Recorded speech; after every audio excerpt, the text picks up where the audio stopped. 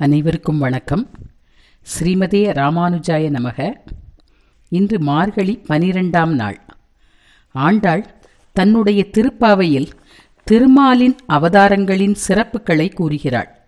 இதுவரை வாமன திருவிக்கிரம அவதாரம், ராம அவதாரம், கிருஷ்ண அவதாரம் பற்றி அழகாக கூறினாள். இன்றைய பாடலிலும் ராம அவதாரம் பற்றி பேசப்படுகிறது.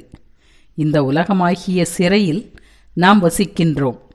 நம்மை சிறையிலிருந்து மீட்பதற்காக பூமி பிராட்டியே ஆண்டாளாக அவதரிக்கிறாள். இந்த பூலோகமாகிய சிறைக்கு வந்து நம்மை மீட்டெடுக்க முயற்சி செய்திருக்கிறாள். இன்றைய பாடலிலும் தோழி ஒருத்தி துயிலெழுப்பப்படுகிறாள். பாடல் 12. கனைத்திளங்கற்றருமை கன்று கிறங்கி நினைத்து முலைவழியே நின்று பால் சோர நனைத்தில்லம் சேராக்கும் நற்செல்வன் தங்காய் பனித்தலை வீழனின் வாசல் கடைப்பற்றி சினத்தினால் தென்னிலங்கை கோமானை செற்ற மனத்துக்கினியானை பாடவும் நீ வாய்திரவாய் இனித்தாய் எழுந்திராய் ஈதென்ன பேருறக்கம் அனைத்தில்லத்தாரும் அறிந்தேலோர் எம்பாவாய். நற்செல்வன் தங்காய் என்று தன் தோழியை அழைக்கிறாள்.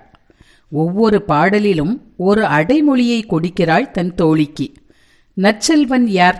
ஆயர்பாடியில் உள்ள எருமைகள் தன் கன்றுகளின் பசியை நினைத்து பாலை தானாக சொருகின்றனவாம். கோவலனும் அன்றைக்கு பால் கறக்க வரவில்லை போலும். கன்று குடித்து போக மீதியுள்ள அத்துணை பாலும் வீட்டின் வாசல்களை சேராக்குகின்றன. அப்படிப்பட்ட பாலை குடிக்கின்ற எருமைகளுக்கு சொந்தக்காரன் நற்செல்வன். அவனின் தங்கையே என அழைக்கிறாள். பனி கொட்டுகிறது. பனி எங்கள் தலையின் மீது விழ உன்னுடைய வீட்டு வாசலில் உன்னை எழுப்புவதற்காக நாங்கள் காத்து கொண்டு நிற்கின்றோம். சீதையை கவர்ந்து சென்ற தென்னிலங்கை அரசன் ராவணன் மீது கோபம் கொண்டு அவனை அழித்த ராமனின் புகழை பாடுகிறோம். இன்னும் நீ பேசாமல் தூங்கிக் கொண்டிருக்கிறாயே. நம் மனத்துக்கு இனியவனாகிய ராமனை பாடுகின்றோம்.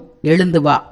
எல்லா வீடுகளிலும் அனைவரும் உன்னை பார்த்து கேலி செய்கின்றனர். உனக்கு மட்டும் ஏன் இந்த பேருறக்கம் என்று தோழியை வினவுகிறாள் ஆண்டாள்.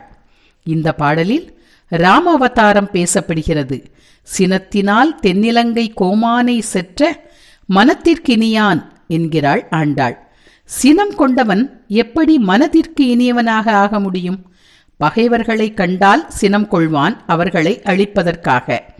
பக்தர்களை கண்டால் மனதிற்கு இனியவனாக மாறிவிடுவான், அவர்களை அரவணைப்பதற்காக. ஆண்டாள் தூக்கத்தை பெருந்துயில், பேருறக்கம் என்றெல்லாம் ஒவ்வொரு பாடலிலும் தூக்கமாகிய அறியாமையை, அஞ்ஞானத்தை கூறுகிறாள்.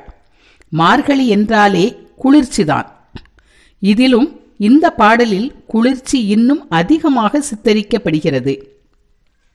கீழே பால் வெள்ளமாகிய குளிர்ச்சி, மேலே பனி வெள்ளமாகிய குளிர்ச்சி. இத்தனையையும் தாண்டி கண்ணனை அடைய எத்தனிக்கிறார்கள் பெண்கள். எவ்வளவு சிரமப்பட்டேனும் விடாமல் அவன் திருப்பாதம் சேர வேண்டும் என்று ஆண்டாள் வலியுறுத்துகிறாள். சிரமங்கள் கலியுகத்தில் மிக அதிகம். இறைவனை அடைய நினைக்கும் போது வரும் தடைகள் ஏராளம். தடைகளை கடந்து அவன் திருப்பாதம் நண்ணுவோம். மீண்டும் நாளை 13ஆம் பாடலில் சந்திப்போம்.